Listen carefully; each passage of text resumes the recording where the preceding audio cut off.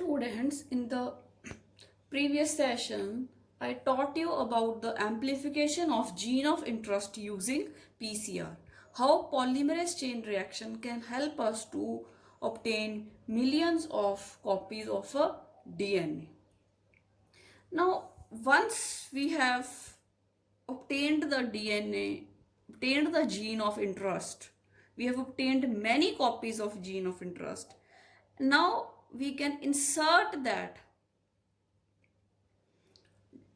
DNA into the host. ਜਿਹੜਾ ਰਿਕੰਬੀਨੈਂਟ DNA ਹੈ ਆਪਾਂ ਬਣਾ ਕੇ ਉਹਨੂੰ ਆਪਾਂ ਹੋਸਟ ਦੇ ਵਿੱਚ ਪਾਉਣਾ. This is the next step which I am going to explain in this session. And then ਜਦੋਂ ਟਰਾਂਸਫੋਰਮੇਸ਼ਨ ਹੋ ਜੇ then we can obtain the products. proteins ਬਣ ਜਾਣਗੇ ਜਿਸ ਤਰ੍ਹਾਂ ਦੇ ਵੀ ਚਾਹੀਦੇ ਆਪਾਂ ਨੂੰ. So these two steps I am going to explain in this session. So ਬੱਚੋ ਦੇਖੋ ਆਪਣੇ ਕੋਲ ਜਦੋਂ ਆਪਾਂ ਐਗਾਰੋਸ ਜੈਲ ਇਲੈਕਟ੍ਰੋਫੋਰੇਸਿਸ ਕੀਤੀ ਤਾਂ ਆਪਣੇ ਕੋਲ ਸਮਾਲ ਸੈਗਮੈਂਟਸ ਆ ਗਏ ਤਾਂ ਆਪਾਂ ਆ ਸਮਾਲ ਸੈਗਮੈਂਟ ਇਲੂਸ਼ਨ ਦੇ ਰਾਹੀਂ ਐਗਾਰੋਸ ਜੈਲ ਤੋਂ ਚੱਕ ਲਿਆ ਬਟ ਜਿਹੜਾ ਇਹ ਸੈਗਮੈਂਟ ਸੀ ਇਹ ਆਪਣੇ ਐਕਸਪੈਰੀਮੈਂਟ ਲਈ ਬਹੁਤ ਛੋਟਾ ਸੀ ਤਾਂ ਆਪਾਂ ਇਹਨੂੰ ਜਿਹੜਾ ਹੈ ਮਤਲਬ ਪੀਸੀਆਰ ਦੇ ਪ੍ਰੋਸੈਸ ਦੇ ਨਾਲ ਠੀਕ ਹੈ ਇਹਦੀਆਂ ਹੋਰ ਕਾਪੀਜ਼ ਪ੍ਰੋਡਿਊਸ ਕਰ ਲਾਂਗੇ ਰਾਈਟ ਤਾਂ ਉਸ ਤੋਂ ਬਾਅਦ ਜਦੋਂ ਆਪਾਂ ਇਹਦੀਆਂ ਹੋਰ ਕਾਪੀਜ਼ ਪ੍ਰੋਡਿਊਸ ਕਰ ਲਈਆਂ ਰਿਸਟ੍ਰਿਕਸ਼ਨ ਐਂਜ਼ਾਈਮ ਦੀ ਹੈਲਪ ਨਾਲ ਜਿਹੜਾ ਅਨਵਾਂਟਡ ਡੀਐਨਏ ਸੈਗਮੈਂਟ ਹੈ ਉਹ ਆਪਾਂ ਰਿਮੂਵ ਕਰ ਚੁੱਕੇ ਹਾਂ ਵੀ ਹੈਵ ਅ ਵੈਕਟਰ ਦੇ ਵਿੱਚ ਵੀ ਮੈਂ ਰਿਸਟ੍ਰਿਕਸ਼ਨ ਐਂਜ਼ਾਈਮਸ ਦੇ ਨਾਲ ਕੱਟ ਕਰ ਲਿਆ ਇਹਨਾਂ ਨੂੰ ਡਾਈਜੈਸ਼ਨ ਕਰ ਲਈ ਇਹਨਾਂ ਦੀ ਜਿਹੜਾ ਰਿਸਟ੍ਰਿਕਸ਼ਨ ਐਂਜ਼ਾਈਮ ਮੈਂ ਡੀਐਨਏ ਦੇ ਸੈਗਮੈਂਟ ਲਈ ਯੂਜ਼ ਕੀਤਾ ਉਹੀ ਮੈਂ ਵੈਕਟਰ ਜਿਹੜਾ ਪਲਾਜ਼ਮਿਡ ਆਪਣਾ ਉਹਦੇ ਲਈ ਯੂਜ਼ ਕੀਤਾ ਤੇ ਮੈਂ ਇੱਥੋਂ ਜਿਹੜਾ ਵੈਕਟਰ ਦਾ ਡੀਐਨਏ ਸੀ ਉਹ ਰਿਮੂਵ ਕਰਤਾ ਕਿਉਂਕਿ ਮੈਂ ਇੱਥੇ ਜੀਨ ਆਫ ਇੰਟਰਸਟ ਜਿਹਦੀਆਂ ਮੈਂ ਬਹੁਤ ਸਾਰੀਆਂ ਕਾਪੀਜ਼ ਪ੍ਰੋਡਿਊਸ ਕਰ ਲਈਆਂ ਬਾਈ ਪੀਸੀਆਰ ਉਹ ਮੈਂ ਇੱਥੇ ਐਡ ਕਰਨਾ ਤਾਂ ਡਾਈਜੈਸ਼ਨ ਸੇਮ ਰਿਸਟ੍ਰਿਕਸ਼ਨ ਐਂਜ਼ਾਈਮਸ ਨਾਲ ਹੋਈ ਤਾਂ ਪੈਲਿੰਡਰੋਮਿਕ ਸੀਕੁਐਂਸਸ ਬਣ ਗਏ ਪੈਲਿੰਡਰੋਮਿਕ ਸੀਕੁਐਂਸਸ ਤੇ ਕੱਟਤਾ ਤੇ ਸਟਿਕੀ ਐਂਡਸ ਬਣ ਗਏ ਉਸ ਤੋਂ ਬਾਅਦ I am going to insert this gene of interest into the plasmid ਆ ਤੁਸੀਂ ਇੱਥੇ ਦੇਖ ਸਕਦੇ ਹੋ ਗ੍ਰੀਨ ਕਲਰ ਦਾ ਪਲਾਜ਼ਮਿਡ ਹੈ ਤੇ red colour the gene of interest ਹੈ ਠੀਕ ਹੈ ਜੀਨ ਆਫ ਇੰਟਰਸਟ ਪਲਾਜ਼ਮਿਡ ਦੇ ਨਾਲ ਆਪਾਂ ਜੋੜਦੇ ਹਾਂ with help of a special enzyme known as DNA ligase and this process is called as ligation.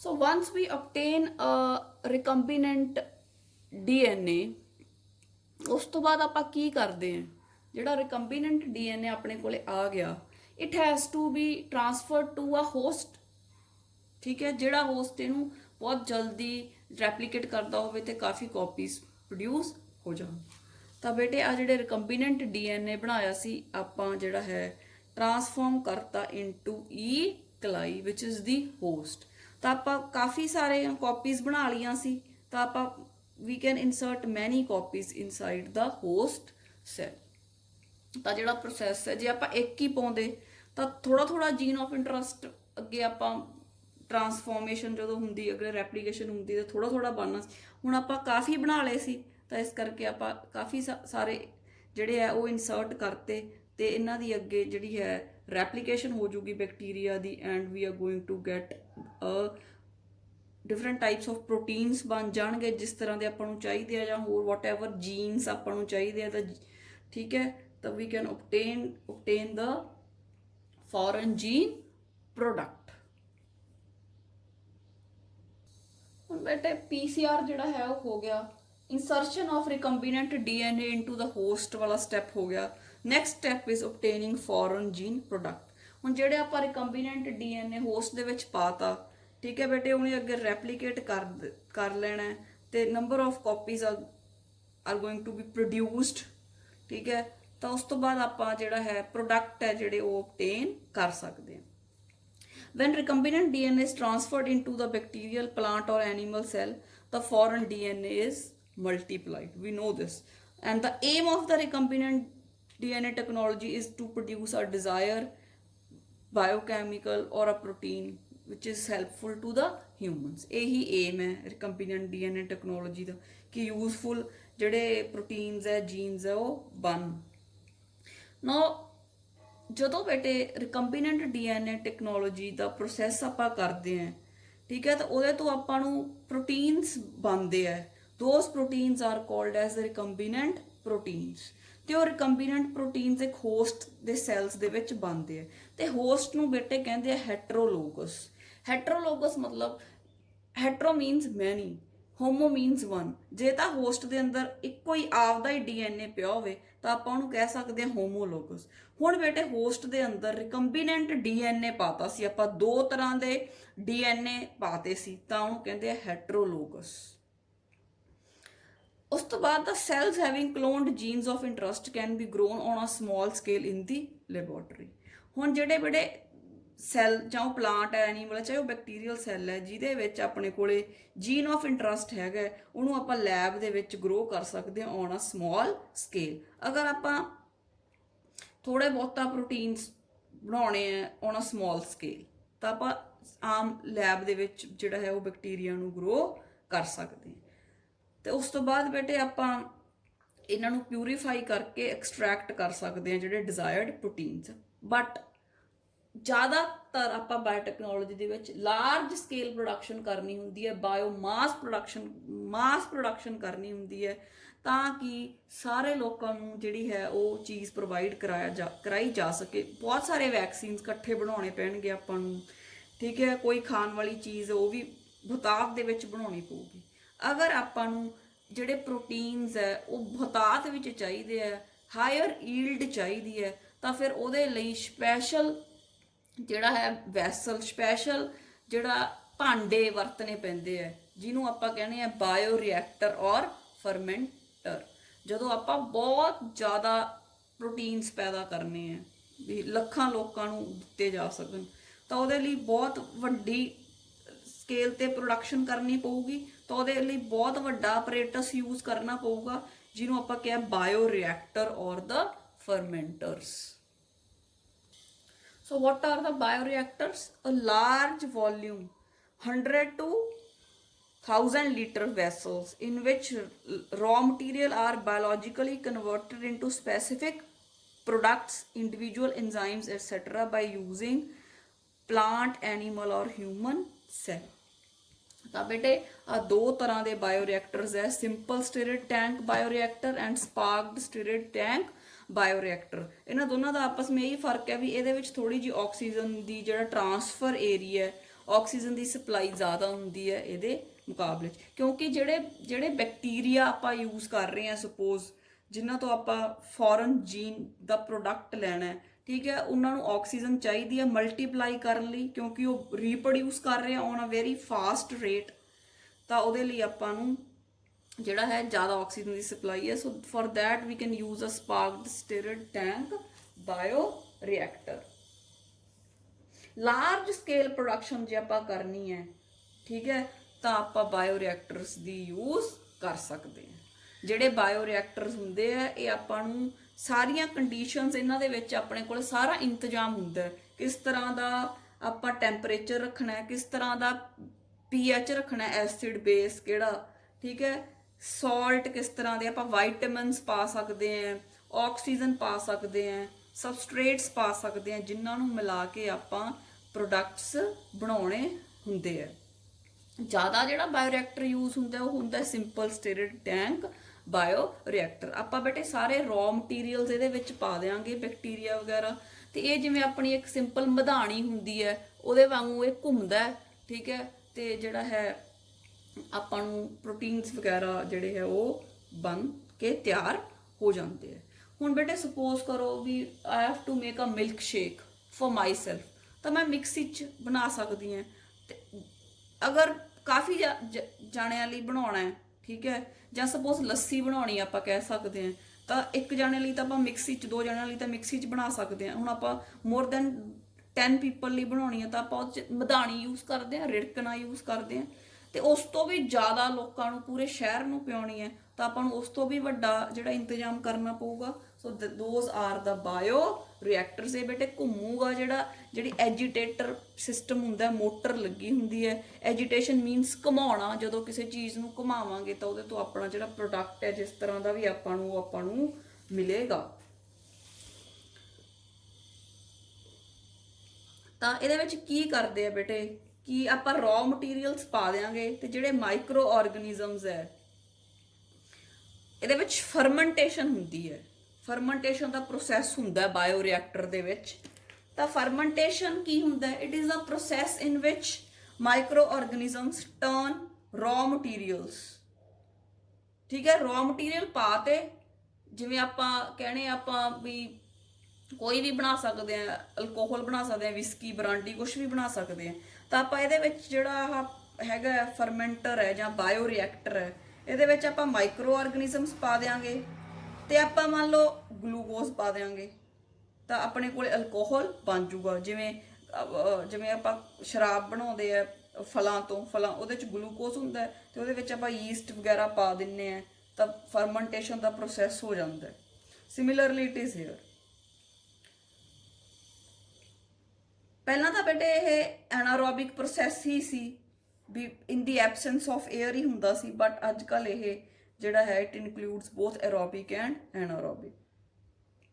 ਤਾਂ ਬੇਟੇ ਜਦੋਂ ਇਹ ਪ੍ਰੋਸੈਸ ਹੁੰਦਾ ਤਾਂ ਬਹੁਤ ਸਟਰਾਈਲ ਕੰਡੀਸ਼ਨਸ ਬਣਾਈਆਂ ਕੈਰੀ ਕੀਤੀਆਂ ਜਾਂਦੀਆਂ to avoid contamination of the culture. ਮੰਨ ਲਓ ਇਹਦੇ 'ਚ ਆਪਾਂ ਜਿਹੜਾ ਅਲਕੋਹਲ ਬਣਾ ਰਹੇ ਹਾਂ ਤੇ ਉਹਦੇ 'ਚ ਕੋਈ ਬੈਕਟੀਰੀਆ ਜਾਂ ਉਹ ਪ੍ਰੋਬਲਮ ਕਾਜ਼ਿੰਗ ਜਾਂ ਬਿਮਾਰੀ ਲਾਉਣ ਵਾਲਾ ਆ ਗਿਆ ਤਾਂ ਜਿਹੜੇ ਲੋਕ ਉਹਨੂੰ ਯੂਜ਼ ਕਰਨਗੇ ਤਾਂ ਲੱਖਾਂ ਲੋਕ ਬਿਮਾਰ ਹੋ ਜਾਣਗੇ। ਤਾਂ ਕੰਡੀਸ਼ਨਸ ਹੈ ਜਿਹੜੀਆਂ ਉਹ ਬਹੁਤ ਸਟਰਾਈਲ ਹੁੰਦੀਆਂ, ਸਾਫ਼ ਸੁਥਰੀਆਂ ਹੁੰਦੀਆਂ।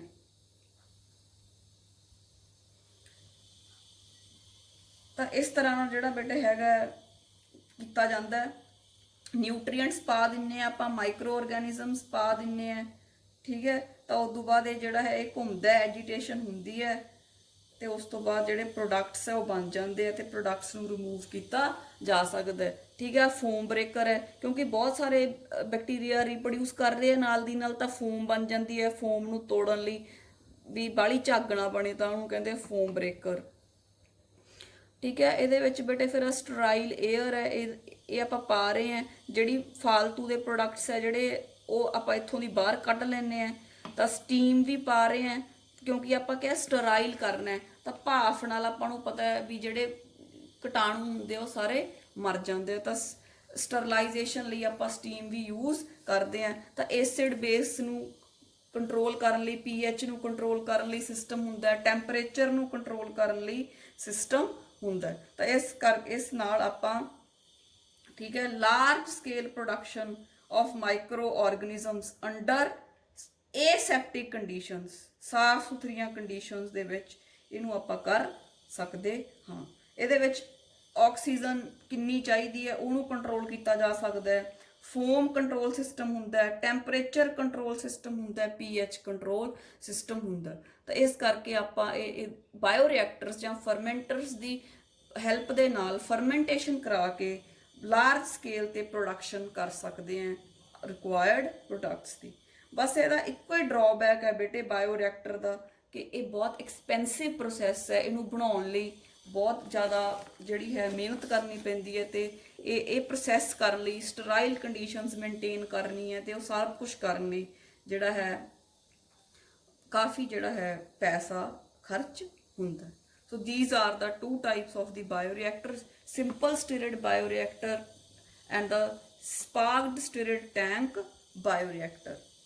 In the sparked stirred tank bioreactor, sterile air bubbles are sparked, ठीक है, ਹਵਾ ਦੇ ਬੁਲਬਲੇ ਵਿੱਚ ਮਾਰਦੇ ਆ। ਸਟਰਾਈਲ ਹਵਾ ਦੇ ਮਤਲਬ ਉਹ ਵਾਲੀ ਹਵਾ ਜਿਹੜੀ ਸਾਫ਼ ਸੁਥਰੀ ਹੈ ਜਿਹਦੇ ਵਿੱਚ ਕੋਈ ਵੀ ਕੀਟਾਣੂ ਨਹੀਂ ਹੈ, ਠੀਕ ਹੈ। the surface area of oxygen ਜਿਹੜਾ ਹੈ ਟ੍ਰਾਂਸਫਰ ਇਜ਼ ਇਨਕਰੀਜ਼ਡ, ਆਕਸੀਜਨ ਲਈ ਜ਼ਿਆਦਾ ਸਰਫੇਸ ਏਰੀਆ ਹੁੰਦਾ ਤਾਂ ਕਿ ਜਿਹੜੇ ਬੈਕਟੀਰੀਆ ਉਹ ਜਲਦੀ ਗਰੋ ਕਰ ਸਕਣ, ਉਹਨਾਂ ਨੂੰ ਜ਼ਿਆਦਾ ਆਕਸੀਜਨ ਮਿਲੂਗੀ, ਉਹ ਜਲਦੀ ਗਰੋ ਕਰਨਗੇ ਕਿਉਂਕਿ ਬਹੁਤ ਸਾਰੇ ਬੈਕਟੀਰੀਆ ਫਟਾਫਟ ਡਿਵਾਈਡ ਕਰ ਰਹੇ ਆ ਤਾਂ ਪੋਪੂਲੇਸ਼ਨ ਵੱਧ ਰਹੀ ਹੈ ਤਾਂ ਉਹਨਾਂ ਨੂੰ ਜ਼ਿਆਦਾ ਆਕਸੀਜਨ ਚਾਹੀਦੀ ਆ ਆਪਦਾ ਕੰਮ ਕਰਨ ਲਈ, ਫਿਰ ਹੀ ਫਰਮੈਂਟੇਸ਼ਨ ਦਾ ਪ੍ਰੋਸੈਸ ਹੈ ਜਿਹੜਾ ਉਹ ਹੋਊਗਾ। ਸੋ this is all about the bioreactors.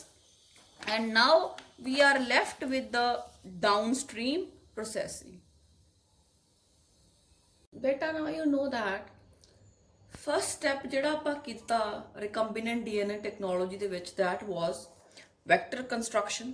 recombinant DNA ਬਣਾਇਆ, ਉਸ ਤੋਂ ਬਾਅਦ ਉਹਨੂੰ ਵੈਕਟਰ ਦੇ ਵਿੱਚ ਪਾਇਆ, to make it a recombinant vector. ਆਪਾਂ ਪਲਾਜ਼ਮਿਡ ਜ਼ਿਆਦਾ ਯੂਜ਼ ਕਰ ਰਹੇ ਸੀ ਤਾਂ ਆਪਾਂ ਉਹਨੂੰ ਕਹਿ ਸਕਦੇ ਹਾਂ ਰਿਕੰਬੀਨੈਂਟ ਪਲਾਜ਼ਮਿਡ। ਉਸ ਤੋਂ ਬਾਅਦ ਉਹਦੀ ਐਂਪਲੀਫਿਕੇਸ਼ਨ ਵਗੈਰਾ ਕੀਤੀ ਐਂਡ ਆਪਾਂ ਜਿਹੜਾ ਸੀਗਾ ਪ੍ਰੋਡਕਟ ਜਿਹੜਾ ਆਪਾਂ ਨੂੰ ਚਾਹੀਦਾ ਉਹ ਆਪਾਂ ਬਹੁਤਾਤ ਦੇ ਵਿੱਚ ਜਿਹੜਾ ਸੀਗਾ ਆਪਾਂ ਕਹਿ ਸਕਦੇ ਹਾਂ ਕਿ ਉਹਦੀਆਂ ਮਲਟੀਪਲ ਕਾਪੀਜ਼ ਆਪਾਂ ਬਣਾ ਲਈਆਂ। ਫਿਰ ਬੇਟੇ ਜੇ ਆਪਾਂ ਲਾਰਜ ਸਕੇਲ ਪ੍ਰੋਡਕਸ਼ਨ ਕਰਨੀ ਹੈ ਤਾਂ ਮੈਂ ਦੱਸਿਆ we have to use the fermenters or the bio ਰਿਐਕਟਰਸ। ਠੀਕ ਹੈ, ਇਹਨਾਂ ਜਿਹੜੇ ਬਾਇਓ ਰਿਐਕਟਰਸ ਇਹਨਾਂ ਦੇ ਵਿੱਚ ਫਰਮੈਂਟੇਸ਼ਨ ਦੇ ਪ੍ਰੋਸੈਸ ਦੇ ਥਰੂ ਆਪਾਂ ਨੂੰ ਡਿਫਰੈਂਟ ਜਿਹੜੇ ਹੈ ਪ੍ਰੋਡਕਟਸ ਉਹ ਮਿਲਦੇ ਆ ਔਨ ਅ ਲਾਰਜ ਸਕੇਲ। ਆਪਾਂ ਬਹੁਤ ਸਾਰੇ ਲੋਕਾਂ ਨੂੰ ਵੈਕਸੀਨ ਦੇਣਾ ਹੈ, ਆਪਾਂ ਬਹੁਤ ਸਾਰੇ ਲੋਕਾਂ ਨੂੰ ਕਰਡ ਦੇਣੀ ਹੈ, ਚੀਜ਼ ਦੇਣਾ ਹੈ, ਤਾਂ we are going to use the bioreactors. ਤਾਂ ਜੇ ਪ੍ਰੋਡਕਟ ਲਾਰਜ ਸਕੇਲ ਤੇ ਬਣਾਉਣਾ ਹੈ we need a bioreactor. For example ਆਪਾਂ ਇਨਸੂਲਿਨ ਬਣਾਉਣੀ ਹੈ, we need 51 amino acids। 51 amino acids ਜਦੋਂ ਜੁੜਦੇ ਆ ਨਾ ਫਿਰ ਇਨਸੂਲਿਨ ਬਣਦੀ ਹੈ। ਤਾਂ ਰॉ ਮਟੀਰੀਅਲ ਪਾਵਾਂਗੇ ਆਪਾਂ ਇਹਦੇ ਵਿੱਚ, ਅਮਾਈਨੋ ਐਸਿਡਸ ਪਾਵਾਂਗੇ, ਈ ਕਲਾਈ ਪਾਵਾਂਗੇ, ਉਹਨਾਂ ਨੂੰ ਜਿਹੜਾ ਆਪਾਂ ਕਿਹਾ ਸੀਗਾ ਐਜੀਟੇਟਰ ਹੈ, ਐਜੀਟੇਸ਼ਨ ਸਿਸਟਮ ਹੈ, ਜਦੋਂ ਘੁੰਮੂਗਾ ਈ ਕਲਾਈ ਨੂੰ ਰॉ ਮਟੀਰੀਅਲਸ ਨੂੰ ਸਾਰਿਆਂ ਨੂੰ ਰੋਟੇਟ ਕਰੂਗਾ, ਰਾਈਟ। ਐਂਡ ਆਕਸੀਜਨ ਦੀ ਸਪਲਾਈ ਹੈ, ਮਿਕਸ ਅਪ ਹੋ ਜਾਣਗੇ ਜਦੋਂ ਸਾਰੇ, because it is going to go round and round, ਮਧਾਣੀ ਵਾਂਗੂ ਇਹ ਮੂਵ ਕਰਦਾ ਹੈ। ਟੈਂਪਰੇਚਰ ਆਪਾਂ ਸੈਂਸਰ ਲਾਇਆ ਹੋਇਆ ਟੈਂਪਰੇਚਰ ਨੂੰ ਕੰਟਰੋਲ ਕਰਨ ਲਈ, ਠੀਕ ਹੈ। ਐਂਡ ਇਹ ਸਾਰਾ ਕੁਝ ਕਰਨ ਤੋਂ ਬਾਅਦ ਆਪਾਂ ਬਾਇਓ ਰਿਐਕਟਰਸ ਦੀ ਹੈਲਪ ਦੇ ਨਾਲ ਲਾਰਜ ਸਕੇਲ ਪ੍ਰੋਡਕਸ਼ਨ ਕਰ ਲੈਂਦੇ ਹਾਂ ਕਿਸੇ ਵੀ ਪ੍ਰੋਡਕਟ ਦੀ, ਠੀਕ ਹੈ। ਫਰਮੈਂਟੇਸ਼ਨ ਤੋਂ ਪਹਿਲਾਂ ਜਿਹੜਾ ਪ੍ਰੋਸੈਸ ਹੁੰਦਾ that is called the ਅਪਸਟ੍ਰੀਮ processing. ਸਾਰਾ ਉਹ ਬਣਾਉਣਾ ਰਿਕੰਬੀਨੈਂਟ ਵੈਕਟਰ ਤੇ ਉਹਦੀਆਂ ਫਿਰ ਕਾਪੀਜ਼ ਬਣਾਉਣੀਆਂ। ਉਸ ਤੋਂ ਬਾਅਦ ਜਦੋਂ ਆਪਾਂ ਬਾਇਓ ਰਿਐਕਟਰਸ ਯੂਜ਼ ਕਰ ਰਹੇ ਹਾਂ ਤਾਂ ਆਪਾਂ ਉਹਨੂੰ ਕਿਹਾ ਫਰਮੈਂਟੇਸ਼ਨ, ਕਿਉਂਕਿ ਉਹਦੇ 'ਚ ਫਰਮੈਂਟੇਸ਼ਨ ਦਾ ਪ੍ਰੋਸੈਸ ਚੱਲਿਆ। ਉਸ ਤੋਂ ਬਾਅਦ ਬੇਟੇ ਜਦੋਂ ਆਪਣੀ ਲਾਰਜ ਸਕੇਲ ਪ੍ਰੋਡਕਸ਼ਨ ਹੋ ਜਾਂਦੀ ਹੈ ਤਾਂ ਆਪਾਂ ਨੂੰ ਇਹਨੂੰ ਪਿਊਰੀਫਾਈ ਕਰਨਾ ਪੈਂਦਾ। ਜਿਹੜੇ ਪ੍ਰੋਡਕਟਸ ਆਪਾਂ ਬਣਾ ਲਏ ਬਾਇਓ ਰਿਐਕਟਰ ਦੇ ਵਿੱਚ ਉਹਨਾਂ ਨੂੰ ਆਪਾਂ ਪਿਊਰੀਫਾਈ ਕਰਨਾ ਤੇ ਦੇਖਣਾ ਕਿ ਇਹਨਾਂ ਨਾਲ ਕੋਈ ਐਲਰਜੀ ਤਾਂ ਨਹੀਂ ਹੁੰਦੀ। ਮੰਨ ਲਓ ਬਹੁਤ ਸਾਰੇ ਲੋਕਾਂ ਨੂੰ ਆਪਾਂ ਇਹ ਮਾਰਕੀਟ ਦੇ ਵਿੱਚ ਦੇ ਦਈਏ ਤੇ ਉਹਨਾਂ ਨੂੰ ਐਲਰਜੀਜ਼ ਹੋ ਜਾਣ ਜਾਂ ਅੱਗੇ ਜ਼ਿਆਦਾ ਖਤਰਨਾਕ ਹੋਵੇ ਤਾਂ ਡੈਥ ਹੋ ਜੇ, ਤਾਂ ਆਪਾਂ ਕੰਡੀਸ਼ਨਸ ਵੀ ਸਟਰਾਈਲ ਮੇਨਟੇਨ ਕਰ ਰਹੇ ਹਾਂ ਤੇ ਉਹਦੇ 'ਚੋਂ ਆਪਾਂ ਦੇਖਦੇ ਹਾਂ ਕਿ ਉਹਨਾਂ ਤੋਂ ਕੋਈ ਐਲਰਜੀ ਤਾਂ ਨਹੀਂ, ਮਾਰਕੀਟ ਵਿੱਚ ਭੇਜ ਸਕਦੇ ਹਾਂ, ਠੀਕ ਹੈ। And when the product is ready, we send it to the market to sell it। ਫਿਰ ਆਪਾਂ ਉਹਨੂੰ ਵੇਚ ਸਕਦੇ ਹਾਂ। ਤੇ we have to see whether the product is fit for human consumption or not। Vaccine ਬਣਾਇਆ ਦੇਖਣਾ ਕਿ ਉਹ ਲਗਾ ਸਕਦੇ ਹਾਂ, ਕੋਈ ਖਾਣ ਵਾਲੀ ਚੀਜ਼ ਬਣਾਈ ਉਹ ਦੇਖਣਾ ਪਊਗਾ ਕਿ ਖਾ ਕੇ ਕੋਈ ਸਾਈਡ ਇਫੈਕਟਸ ਤਾਂ ਨਹੀਂ ਹੁੰਦੇ। ਉਹਦੇ ਲਈ ਬੇਟੇ we have to do a lot of trials before we actually sell it to the public। Public ਨੂੰ ਕੋਈ ਚੀਜ਼ ਵੇਚਣ ਤੋਂ ਪਹਿਲਾਂ ਰਿਕੰਬੀਨੈਂਟ ਡੀਐਨਏ ਟੈਕਨੋਲੋਜੀ ਦੇ ਥਰੂ ਬਣਾਈ ਆਪਾਂ, ਉਹਨੂੰ ਪਬਲਿਕ ਦੇ ਵਿੱਚ ਵੇਚਣ ਤੋਂ ਪਹਿਲਾਂ ਆਪਾਂ ਨੂੰ ਉਹਦੇ ਬਹੁਤ ਸਾਰੇ ਜਿਹੜੇ ਟਰਾਇਲਸ ਹੈ ਉਹ ਲੈਣੇ ਪੈਂਦੇ ਆ। ਜਿਵੇਂ ਕੋਈ ਵੈਕਸੀਨ ਹੈ ਤਾਂ ਆਪਾਂ ਉਹਦੇ ਕਲੀਨਿਕਲ ਟਰਾਇਲਸ ਲੈਣੇ ਆ। ਕਲੀਨਿਕਲ ਟਰਾਇਲਸ ਤੋਂ ਮੇਰਾ ਕੀ ਭਾਵ ਹੈ, research studies are performed in the people. ਜਿਵੇਂ ਹੁਣ ਤੁਸੀਂ ਦੇਖ ਹੀ ਰਹੇ ਹੋ ਕਿ ਕੋਵਿਡ-19 ਜਿਹੜਾ ਹੈ ਬਹੁਤ ਵੱਡੀ ਸਮੱਸਿਆ ਬਣ ਚੁੱਕਿਆ ਹੈ, ਤਾਂ ਬਹੁਤ ਸਾਰੇ ਕੰਟਰੀਜ਼, ਆਲਮੋਸਟ ਆਲ ਕੰਟਰੀਜ਼ ਦੇ are working to find a solution. ਸਾਰੇ ਵੈਕਸੀਨ ਬਣਾਉਣ ਬਾਰੇ ਦਿਨ ਰਾਤ ਮਿਹਨਤ ਕਰ ਰਹੇ, ਜੀ ਤੋੜ ਕੇ ਮਿਹਨਤ ਕਰ ਰਹੇ ਹੈ, ਠੀਕ ਹੈ। ਤਾਂ ਬੇਟੇ ਉਹਦੇ ਵਿੱਚ ਕੀ ਹੁੰਦਾ ਹੈ ਕਿ ਜਦੋਂ ਸਟੱਡੀਜ਼ ਕਰ ਰਹੇ ਹੈ they are going to find out if ਵੀ ਜਿਹੜੀ ਆ ਨਵੀਂ ਡਰੱਗ ਕੋਈ ਬਣਾਉਂਦੇ ਆ ਉਹ ਇਫੈਕਟਿਵ ਹੈ ਬੰਦਿਆਂ ਦੇ ਵਿੱਚ ਕਿ ਨਹੀਂ, ਠੀਕ ਹੈ। ਫਿਰ ਬਹੁਤ ਸਾਰੇ ਲੈਬ ਦੇ ਵਿੱਚ ਟੈਸਟ ਕਰਦੇ ਆ। ਉਸ ਤੋਂ ਬਾਅਦ ਬੇਟੇ ਐਨੀਮਲਸ ਤੇ ਟੈਸਟ ਕਰਦੇ ਆ, ਠੀਕ ਹੈ, to test a potential therapy ਦੀ ਸੇਫਟੀ, ਕਿ ਉਹਦੀ ਵੈਕਸੀਨ ਦੀ ਸੇਫਟੀ ਹੈ। ਫਿਰ ਬੇਟੇ ਅਲੱਗ-ਅਲੱਗ ਐਨੀਮਲਸ ਦੇ ਵਿੱਚ ਟੈਸਟ ਕਰਨ ਤੋਂ ਬਾਅਦ ਫਿਰ ਉਹਦੀਆਂ 3 ਫੇਜ਼ਸ ਹੁੰਦੀਆਂ ਜਿਹੜੇ ਕਲੀਨਿਕਲ ਟ੍ਰਾਇਲਸ ਹੈ। ਸਭ ਤੋਂ ਪਹਿਲਾਂ ਜਿਹੜੇ 20 ਤੋਂ 80 ਲੋਕਾਂ ਦੇ ਉੱਪਰ ਜਿਹੜੇ ਹੈਲਦੀ ਹੈ ਉਹਨਾਂ ਦੇ ਉੱਪਰ ਬੇਟੇ ਜਿਹੜੇ ਹੈ ਟੈਸਟ ਇਹ ਵੈਕਸੀਨ ਨੂੰ ਲਗਾ ਕੇ ਦੇਖਿਆ ਜਾਂਦਾ ਹੈ। ਫਿਰ ਫੇਜ਼ 2 ਚ ਮੋਰ ਦੈਨ 200 ਪੀਪਲ ਜਿਹੜੇ ਬਿਮਾਰ ਹੈ। ਫਿਰ ਉਸ ਤੋਂ ਬਾਅਦ 2000 ਪੀਪਲ ਤੋਂ ਵੀ ਵੱਧ ਥਾਊਜ਼ੈਂਡਸ ਆਫ ਪੀਪਲਸ ਤੇ ਐਕਸਪੈਰੀਮੈਂਟ ਕੀਤੇ ਜਾਂਦੇ ਹੈ। ਫਿਰ ਬੇਟੇ ਜਿਹੜੀ ਕੋਈ ਚੀਜ਼ ਹੈ ਉਹਨੂੰ ਮਾਰਕੀਟ ਦੇ ਵਿੱਚ ਫਿਰ ਉਹਨੂੰ ਮਨਜ਼ੂਰੀ ਮਿਲਦੀ ਹੈ ਜਦੋਂ ਕਲੀਨਿਕਲ ਟ੍ਰਾਇਲਸ ਸਾਰੇ ਫਿਨਿਸ਼ ਹੋ ਜਾਂਦੇ ਆ, ਪੂਰੇ ਹੋ ਜਾਂਦੇ ਆ। ਫਿਰ ਬੇਟੇ ਉਸ ਤੋਂ ਬਾਅਦ ਕੋਈ ਵੀ ਚੀਜ਼ ਹੈ ਜਿਹੜੀ ਉਹਨੂੰ ਮਾਰਕੀਟ ਦੇ ਵਿੱਚ ਵੇਚਿਆ ਜਾ ਸਕਦਾ, ਕੋਈ ਵੀ ਪ੍ਰੋਡਕਟ ਹੈ ਉਹਨੂੰ ਮਾਰਕੀਟ ਦੇ ਵਿੱਚ ਵੇਚਿਆ ਜਾ ਸਕਦਾ। ਤੇ ਜਿਹੜੇ ਫਿਰ ਤੁਸੀਂ ਪੁੱਛੋਗੇ ਵੀ ਲੋਕ ਹੈ ਜਿਹੜੇ ਉਹ ਕਲੀਨਿਕਲ ਟ੍ਰਾਇਲਸ 'ਚ ਕਿਉਂ ਭਾਗ ਲੈਂਦੇ ਆ, ਸਪੋਜ਼ ਇਹ ਸਹੀ ਨਾ ਬਣੀ ਹੋਵੇ ਤਾਂ ਉਹਨਾਂ ਦੀ ਡੈਥ ਹੋ ਸਕਦੀ ਹੈ। ਬੇਟੇ ਕੁਝ ਬੰਦੇ ਤਾਂ ਜੁਆਇਨ ਕਰਦੇ ਆ ਕਿਉਂਕਿ ਉਹ ਜਿਹੜਾ ਟ੍ਰੀਟਮੈਂਟ ਲੈ ਰਹੇ ਆ ਉਹ ਬਿਲਕੁਲ ਵੀ ਅਸਰ ਨਹੀਂ ਕਰ ਰਿਹਾ ਤੇ ਉਹਨਾਂ ਕੋਲੇ ਕੋਈ ਹੋਰ ਜਿਹੜਾ ਹੈ ਉਹ ਹਿੱਲਾ ਵੀ ਨਹੀਂ, ਠੀਕ ਹੈ।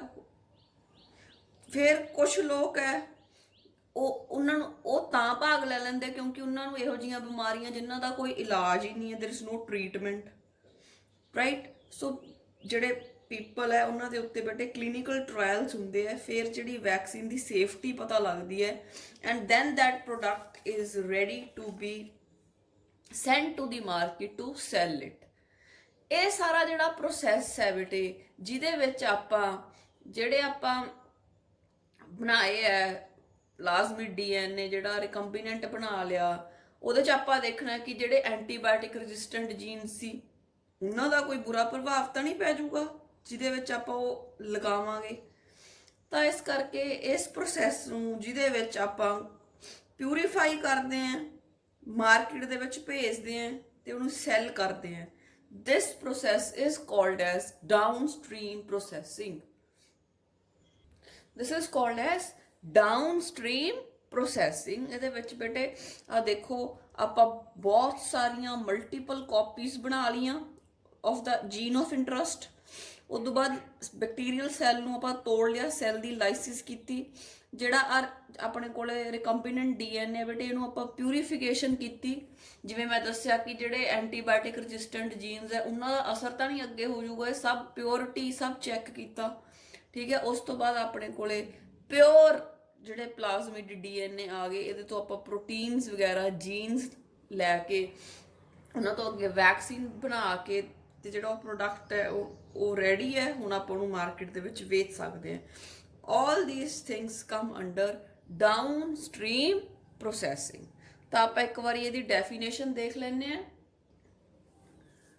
It includes all the processes to which a product is subjected to before being marketed as a finished product।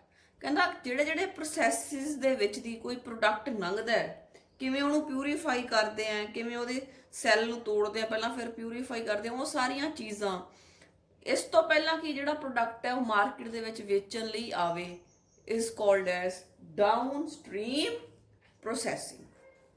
ਇਹਦੇ ਵਿੱਚ ਬੜੇ ਡਿਫਰੈਂਟ ਸਟੈਪਸ ਹੈ ਡਾਊਨਸਟ੍ਰੀਮ ਪ੍ਰੋਸੈਸਿੰਗ ਦੇ ਵਿੱਚ।